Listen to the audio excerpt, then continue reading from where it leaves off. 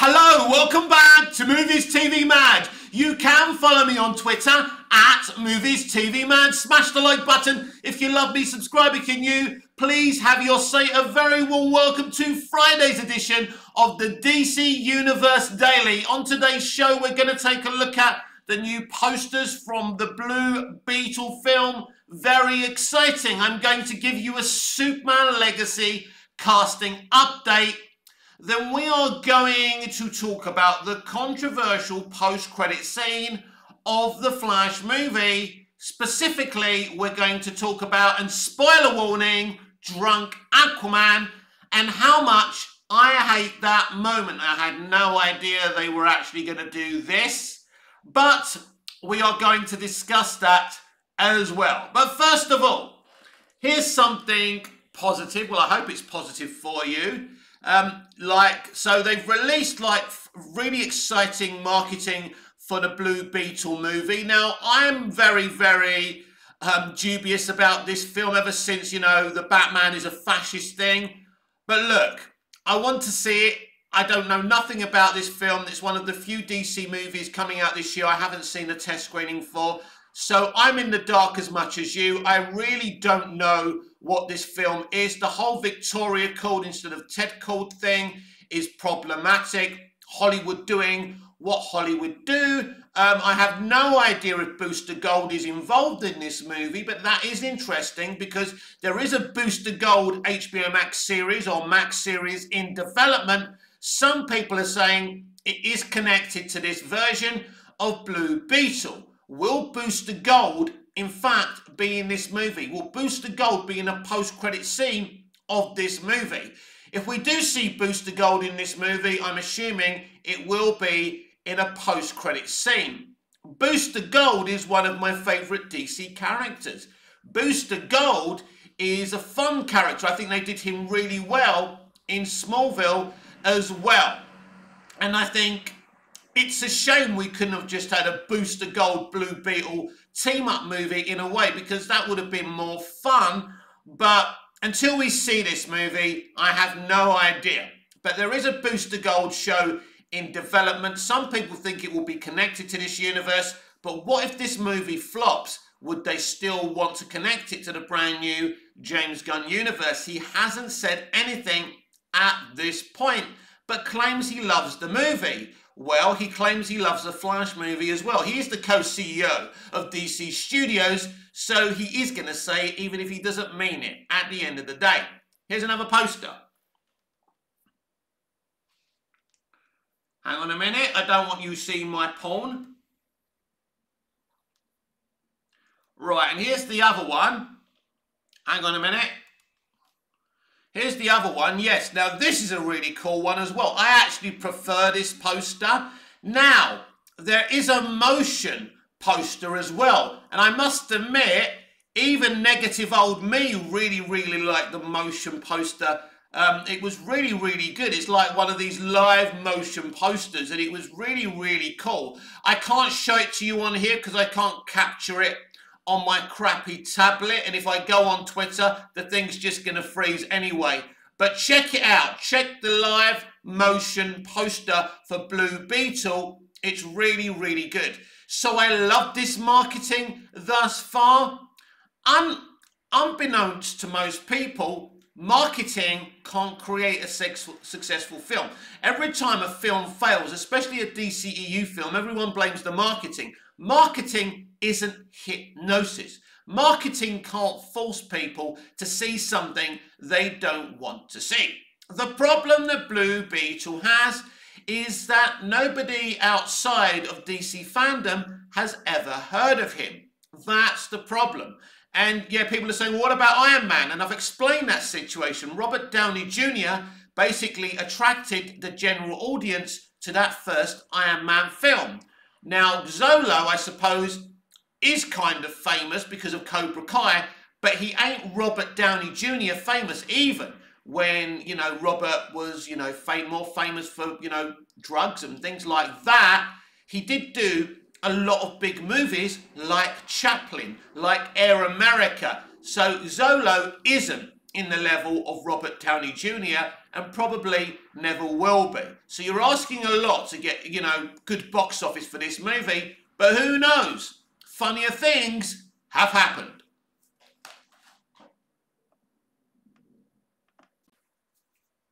So late yesterday, Deadline posted an article with a Superman Legacy casting update. The same kind of casting updates we've been getting on the same names, and I'll give you my opinion on these names once we look at the details. So they're claiming this as an exclusive. Following months of going through dozens of audition tapes, Warner Brothers and DC Films look to be getting closer to finding the stars of their Superman Legacy movie, as a second round of testing looks to be imminent. Insiders close to the process say the first in-person test with Warner Brothers and execs and DC co-heads Peter Safran and James Gunn, who is writing and directing the pick, will take place around Father's Day weekend or the Monday or Tuesday after, with Nicholas Hoult, David Corenswet and Tom Brittney expected to test for Clark Kent, aka Superman, and Emma Mackey, Rachel Brosnan and Phoebe Duvernay testing for Lois Lane. Sources added that some of the test deals are still being negotiated and haven't all closed, but that, as of now, these are the names expected to participate in the auditions. I smell a huge rat with all these names and this process being leaked. Think back to anything James Gunn's ever done. How much information have we ever had on a James Gunn picture? We only know what he tells us. And interestingly, a couple of weeks ago, James kind of announced on Twitter he wasn't going to start calling out bullshit articles anymore because he's too busy and it takes too much time up. It's obvious what's going on here. It may not be obvious to you, but once I read something else out to you from someone on Twitter, then I think you'll understand what I'm going at, and what I'm going to do is explain to you what I think about all of these leaks. So this is from Twitter user Alex Zalban, and this is what he had to say. Nicholas Hoult is 33. Yes, Nicholas Hoult is one of the names being rumoured to be auditioning as Superman. A few weeks ago, we were also told that he could be auditioning as Lex Luthor. That I do believe. So anyway, Alex goes on and says Nicholas Hoult is 33, Tom Brittney is 32, and David Corenswet is 29. If they make Rachel Brosnan's age 32, an issue like the initial report suggested, I'm going to blow a gasket. Now, let me tell you something. This is all very, very interesting.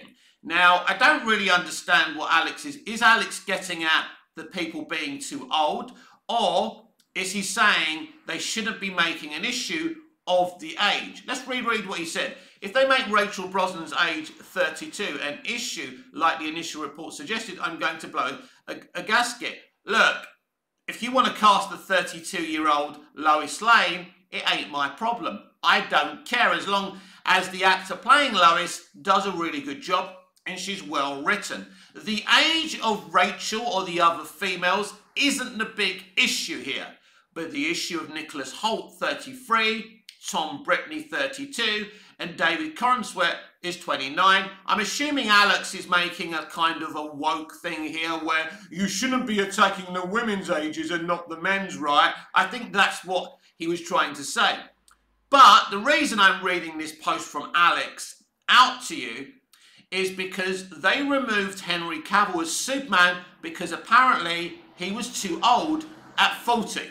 Here's the truth. Henry Cavill doesn't look 40. He's fit, his face looks youthful, he looks amazing.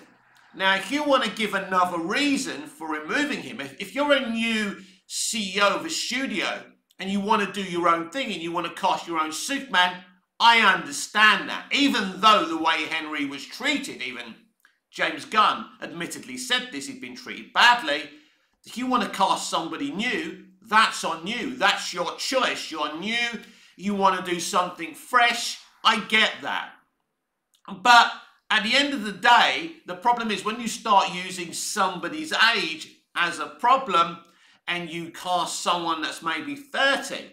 I mean, look, in official law, Superman does become Superman at the age of 30. So, you know, these people being 32, 33, I suppose isn't much of an issue, but they're not that much younger than Henry Cavill. So if you're using the age as the issue, you know, this is where I am. Now, Nicholas Hoult is a brilliant actor, and I think he would be an outstanding Lex Luthor. He would kill, he would nail the role of Lex Luthor, and I suspect this is where he's probably definitely going to be Lex Luthor. I don't believe for 1 minute Nicholas Hoult is going to be Superman.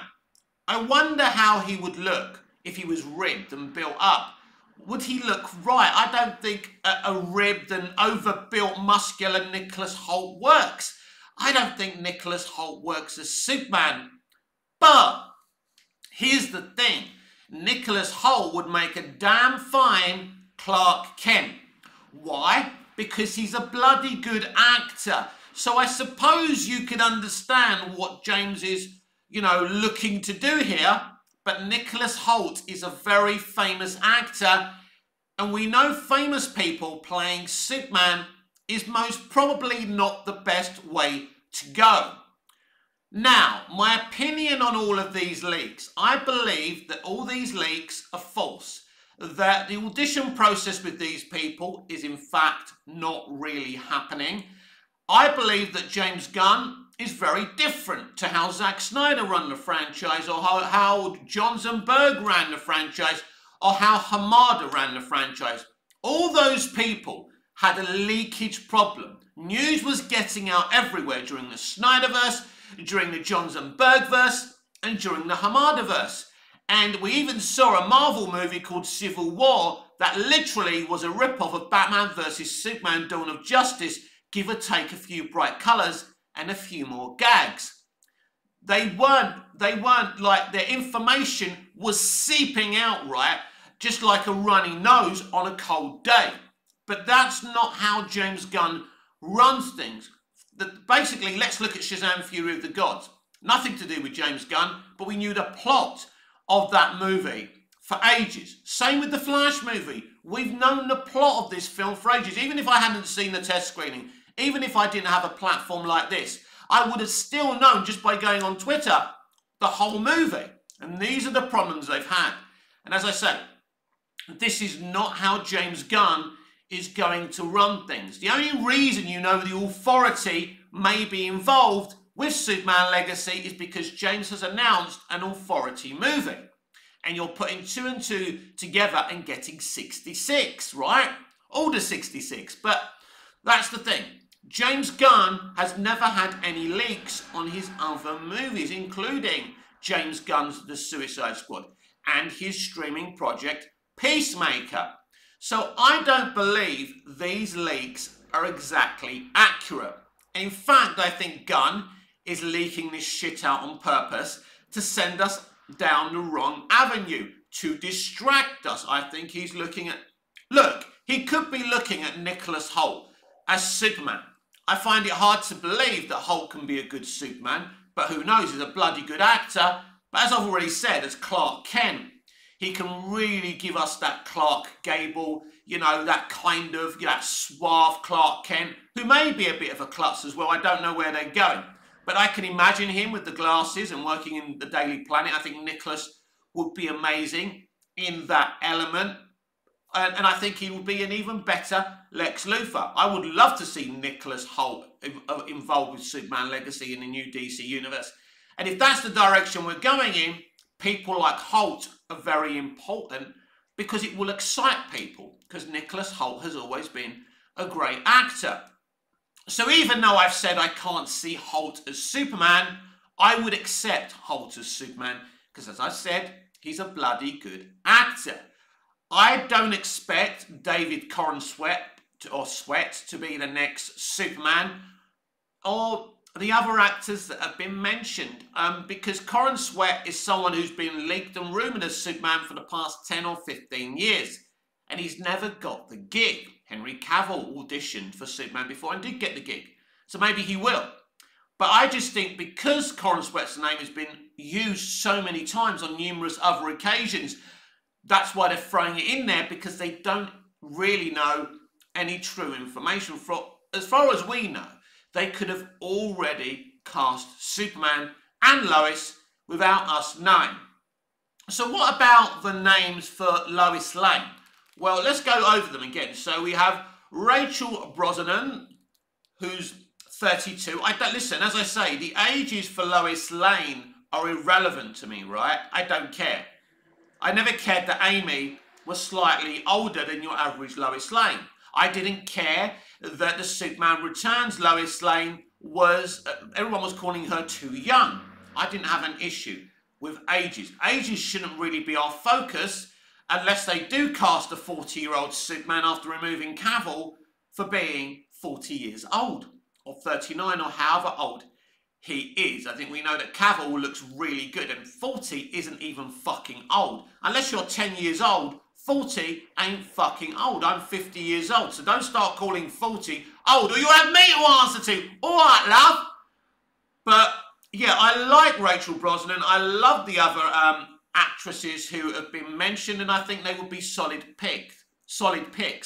But I don't necessarily believe any of these names for Lois and Clark are the actual people that are going to be playing this role. Now, as I've said on many occasions here on Movies TV Mad, we are here to deliver you DC updates, but not just say, hello, and in the news today it's this, that and the other, goodbye. I'm here to react to that news. And it's my belief that James Gunn is leaking these names out on purpose because it's not the direction he's going to go in. Now, the media really are arrogant. They really do believe that they know the information, that they've been talking to sources, but they always say they've got sources. Everyone says they've got sources. The problem is the sources you may have may be giving you false information on purpose. I've been there. I've paid the consequences for that. And, sometimes sources are told by studios, networks and streamers to give you false information. And that could be the case here. In fact, that's what I believe. I don't believe any of these names being bandied about have anything to do with the Superman Legacy movie, apart from Nicholas Hoult. I think Nicholas Hoult could play Superman or Lex Luthor. I think that probably is true. I'm not so sure about the other names. There's something utterly concerning and toxic about New Hollywood. So this is a spoiler alert for the Flash movie. I'm not going to spoil anything that you probably haven't heard before, but I'm going to talk about something from the Flash movie. Now, it's something from the one post-credit scene they had in the movie, but I'm not going to spoil the whole scene. We've discussed that scene. Everybody knows about that scene anyway. I'm going to speak about an element of it. We now know there's a drunk Aquaman in the post-credit scene of the Flash movie, and I want to discuss it. I think this is utterly problematic and shambolic in so many ways. A drunk person isn't a figure of fun. Now, we are talking about an evolved generation, an evolved era. When I was growing up, drunk people were used as comedy, but we're supposed to be more evolved. I'm told today that, we must be a lot more thoughtful towards the LGBTQ community, minorities. When we're talking about anyone, we have to be careful and think before we speak, because upsetting people can have dire consequences. Well, what about alcoholics? You know what's really bad about drunk Aquaman? The fact that Jason Momoa's former cast member, Ben Affleck, who played the Batman of that universe, is a recovering alcoholic. I'm sure Ben doesn't see alcoholism as a joke, but they're making it a joke in this movie. So I repeat, I understand that previous generations in entertainment and people found drunk people funny. I go out on most evenings. I live here in Iron Apple, Cyprus. After I perform, in one of my plays. I go out, I let loose, I get drunk, we have a laugh, and it's cool, and I have a damn headache just before I start doing these videos. And sometimes people laugh at me when I'm drunk. That's okay, because I'm not on the television, right? And it's just something we're doing when we go out. But I think when we're on television or streaming or film and everyone can see what we're attempting to do, I don't think making a drunk person a figure of fun is a very clever move. Also, I've got to look at this. You know, there's so many things you could have done with Aquaman, and this is what you did. To me, right, it's just an underlining kind of, it underlines the problems of the DCEU going back from the very beginning, but it shows you again my analogy of can't stop the bleeding we discussed yesterday, where they're trying to solve other problems, but they're creating other problems. Basically, I didn't find this post-credit scene funny in the slightest. To me, the whole post-credit scene is utterly mystifying. I understand what they're attempting to do. Then there's the new ending of the film, which, yeah, I mean, I'm surprised that hasn't been leaked. So well done to everyone who's seen this ending, the actual ending of the Flash movie. You're doing very well for not leaking it out. And no, I'm not going to mention it on this channel. I could easily do an extra video after this saying, breaking news, this is the ending of the Flash movie. Get loads of subs, get loads of views, but this is not what we're about here at Movies TV Mad. Here at Movies TV Mad, we love stories, we love escapism, we love good education within entertainment and learning something via entertainment. We are not here to make a quick buck, because I don't need to make a quick buck by, you know, saying, oh, look, let's do a fancy title, let's suck them all in. I don't need to do that. So I'm not going to tell you the ending of the Flash movie. I'm not going to discuss the ending of the Flash movie until at least the release of the movie. Then we can get into it. It's going to be very, very interesting what people make of that.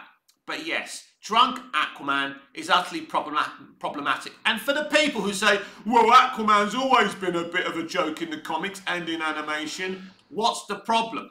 The problem is Zack Snyder wanted to change the perception of Aquaman. He once went to a podcast radio show where they were laughing at Aquaman. He actually randomly rings this show up and goes, I'm going to prove that Aquaman isn't a joke. I'm going to change that perception of Aquaman. Zack Snyder did it in the Snyder Cut, and James Wan continued that in the Aquaman movie. Now, there are some gags in that movie, but Aquaman is never a figure of fun in James Wan's Aquaman movie. But this just shows you the level of shithousery and what they think a comic book movie should be. What they've done is they've looked at the MCU, they've looked at the gags in the early days of the MCU when it was popular. They've misunderstood what the MCU was. They thought the MCU was just bright colours and dumb gags, and they've tried to copy that. But if you go back to Phase 1 and Phase 2, which is basically, and the early Phase 3, because I think, you know, the middle and after of Phase 3, it's when the shit begins. But the first 2.5 phases, I think the MCU was at its strongest, and actually there was a lot of depth in the MCU, and it wasn't just mindless entertainment. And so, you know, I think they've misunderstood the peak of the MCU. They are lazy people at WB, or they were. Let's see what James Gunn does. Let's hope the laziness is dead. And, you know, he uses his brains to make good movies. Of course, James Gunn makes a certain type of comic book movie. He does use gags to move away from serious moments, something I don't like, but he also does a lot of good things in his movies. So let's wait and see what he does. But the Hamadaverse, the Bergs and Johnverse, just wanted to look at the MCU, misunderstand the MCU, and attempt to copy what they're doing for some easy money. That's it. That's what it was all about. They took something original, like the Snyderverse, they shat on it, they recycled it badly, put colours and gags in it. And you know, some people say to me, Mick, you just like the dark DC, you like dark stuff. No, I like light stuff as well when it's done well. And I'm not a biased Snyder fan. I am a biased DC fan. I love DC in general. I love Superman the movie. So how is that a dark DC movie? I like Superman 2. I like Superman 3. Superman 4 is shit, but I enjoy watching it. Supergirl has problems, but I like watching it. So I like the light stuff and the dark stuff. I like good shit. I like stuff and I like originality. That's the point. And although Aquaman was a bit of a joke in the early comics and animation, Zack changed the perception of the character. And that's the point. And they've gone back into making him a joke. It'll be very interesting what James Gunn does with Aquaman. I do not believe for one moment that Jason Momoa will continue to play Aquaman after Aquaman and the Lost Kingdom. But here's another question and another concerning point for you. If Jason Momoa's Aquaman in this post-credit scene of the Flash movie is a stupid drunk, then what's he going to be in Aquaman and the Lost Kingdom? Of course I know, because I've seen a test screening and I can't tell you details about that film. All I can say to you, it's not as bad as people are saying it is. It ain't the best thing ever either. Maybe they've improved on it, maybe they've deproved on it. I don't know, but that's a question for you to ponder. If Aquaman is a drunk in the Flash movie post-credit scene, then what's he going to be in his own sequel? As I say, that's something for you to ponder in the weeks, days and months ahead. Look, the old DCEU is a shit show. Now, it's a very interesting situation now because more and more reactions from advanced screenings of the Flash movie are coming. You get 10% of people being honest, but I must say to you, I have never seen such dishonesty after advanced screenings. I am stunned in the lies that people are saying. The sad thing is, you know, the people saying these lies are exactly the same people who understand what the Flash movie really is. These are the kind of things that are kind of triggering me from the Flash movie reactions. Basically, first act is good. Third act is bad. CGI is bad. Best movie ever. The hype is real. Well, how is the hype real if you don't like the third act? And the CGI, which is basically the presentation of the movie, is bad. How can you say the hype is real? You know the hype is not real, but you want your access. You're grateful to the studio for giving you early access. So you have to say what you say, right? People like Big Mama's Geeky are the problem that we've faced in today. Because people like Big Mama's Geeky are supposed to have set up a platform because they originally started off with being geeks and nerds, but now they can make money from these platforms because everyone's coming into them. They say they love a movie when they don't love a movie. Literally, right? If you make them eat a turd, they'll put salt and pepper on it and ketchup and tell you, that was really, really nice. That's what they do, and that's the environment that we live in today. Basically, in terms of movies, we've got these people basically being, bribed with access to lie about movies, and apparently, according to a Latinx person, there was a picture of a contract from WB with the WB logo, making the press sign things so they can't say anything bad about the Flash movie. I think what you'll see is from when you get the initial press reactions, not the reviews of movies, they're never really allowed to be overly negative about movies. In the opening reactions, it's really the reviews where you get all the honesty. I don't know if this was a fake picture, but it is utterly suspicious, and WB are very desperate for this movie to make money and be successful. But most of us always knew what the Flash movie was going to be. Not the greatest movie ever, not necessarily a terrible movie, But what went wrong with the CGI? I want you to cast your minds back.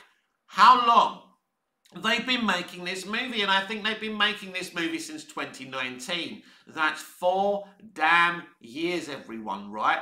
This movie was even delayed by over a year because apparently they wanted to take their time and finish it. There was queues over the COVID pandemic for VFX artists and all of that. So they said, we want to get this movie right. That's what they said. James Wan said the same thing about Aquaman and the Lost Kingdom. I suspect that film will have better VFX than the Flash movie because James Wan ain't releasing any shit if it ain't done. And there's going to be a lot of trouble coming from him. Believe you me. He ain't going to be doing the Andy Machete. Oh, yes, working with Ezra Miller is the greatest experience of my life. Really, mate?